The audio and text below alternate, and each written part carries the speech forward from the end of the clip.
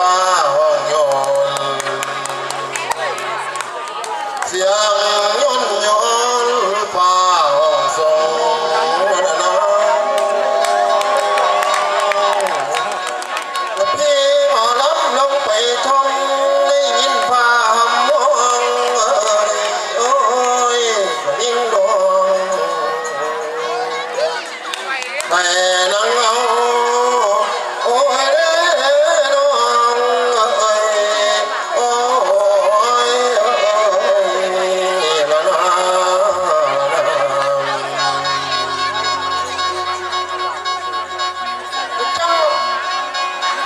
จังว่าสาธุเด้อข้าพเจ้ามือไหวผู้พายมาซอย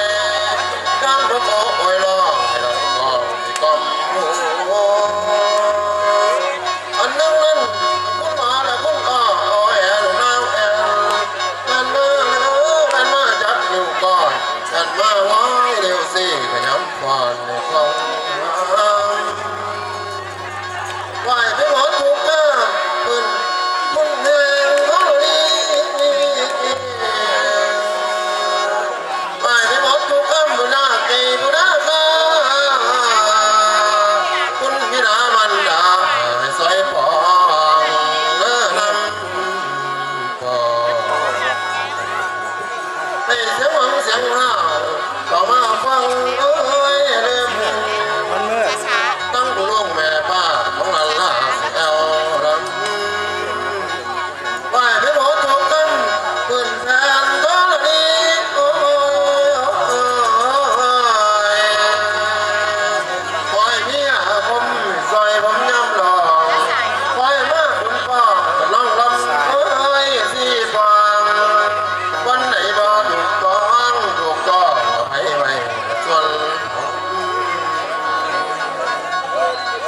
จังสิขอบาปมแต่เธอทำกูบ้าฟัง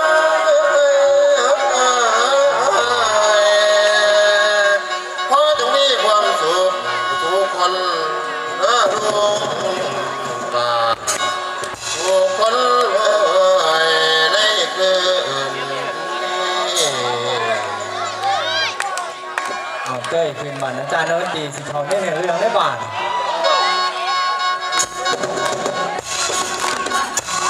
บัดนี้สีน้ำผ้าแต่ภูมิเกียรติเขาได้นิทานทองเรืองคุณทราบคุณแผนออกลมตอนแย่งชิงนักบันทองวันนี้เชิญแขกภูมิเกียรติรับชมรับฟังจากทีมงานร่วมเจ้าลูกคำเพื่อนในเลยพี่น้องเอ้ยปฏิหันมากับเมืองใหญ่กรุงศรีมีขวัญภาษานางบอกเป็นเจ้า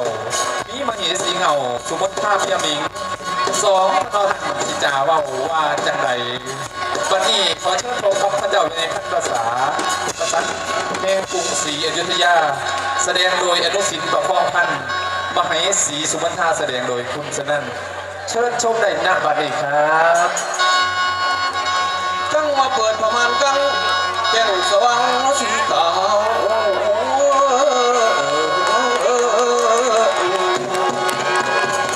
จะได้หัวที่ยาวตาบงน้องจั่วอย่างนี้นั่นดนตรี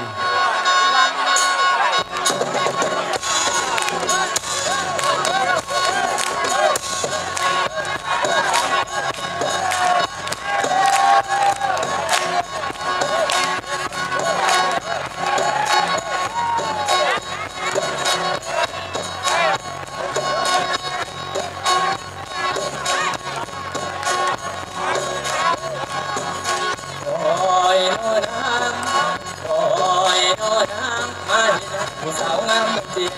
มาเห็นนะผู้สาวงามเจียเจ้าผู้ใส่เสื้อน้อยคนโตนะแฟชั่นอยู่มันแฟชั่นอยู่มันรุ่นนี้หมดไปรุ่นนี้น้องอยากจะมาตัวเองขอข่าวไปเขาใช้ผ้าน้อยลงจอดจงเขาที่สำคัญผู้หญิงทุกวันเขาชอบตัวสดบังคับใจผู้ชายไร้โลกบางครั้งจึงโง่เขาใจกันน้ำตาของผู้ความมีลายของเส้นสีหากไม่มีคุณสติแล้วพวกเรานี่จะเลือกไปทำในกันบอกเพื่อน องเถอะนะมันเป็นตาเบิกบ่เถอะเดือดใจไม่มีทางสู้แน่แอวเราแดงโป๊กแดงเต็มเกือบหัวใจเห็นเราเบิกอ่านกินว่าอ่านกินจะฟันโอ้ย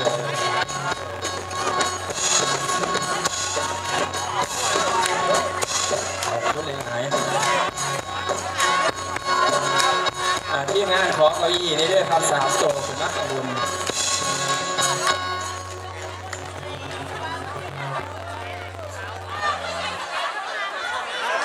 สมมตินั่งตามเรื่องผู้ข่ามีน้ำบาปพระเจ้าพงอาสาผู้ครอบครองเรื่องกรุงศรีมณีก็เป็นเวลาชานานหลายปีมาแล้วลาสลอนจะมีแต่ความสุขความเจริญฝนกระตกตามฤดูกาลบุคคลมีเรื่องเดือดร้อนอันใดแต่ว่าเดี๋ยวนี้นั่นได้ยินข่าวว่าผ่าซื้อสิมาดูบ้านนครเมืองกรุงศรีเป็นอย่างนี้ก็ต่างสร้างสิริเขียนสารหาคุณสร้างคุณแผนเพื่อเอิญคุณสร้างคุณแผนนี่มาออกรบในครั้งนี้หวังว่าสิจะพัฒนาจังได้กับสิต้องเอิญทำให้เห็นซีนะสมมติพาถึงมาปรึกษาสากลสมมติ